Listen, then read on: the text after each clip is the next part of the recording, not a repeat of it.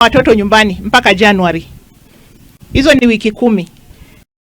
Kile ambacho ningependa kuwa wazazi, tukubali wazoe kuwa na watoto nyumbani.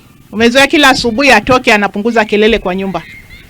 Walimu pia wao wame play their part. Saizi imefika holiday, tunarudisha watoto nyumbani. Tafadhali, hao watoto wanahitaji malezi, wanahitaji mapenzi, wanahitaji pia This is the time ambao wewe kama mzazi kaa na mtoto.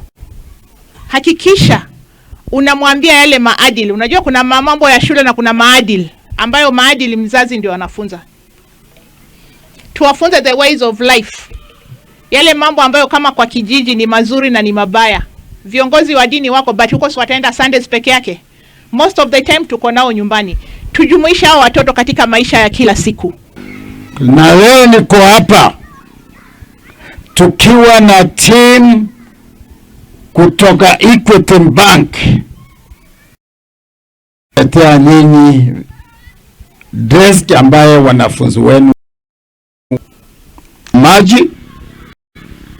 Kuna water projects tunaendelea kuweka. Timu yangu inafanya maneno ya kuona maji, projects zingine zimewekwa. Tayari tumepata transformer 40 ambayo pole nataka kuacha kila nyumba iko na stima ili wanafunzi wanasoma bila shida. Taendelea kuona wanafunzi wetu hakuna mahali ya kukaa pali pazuri ili wasikize masomo vizuri.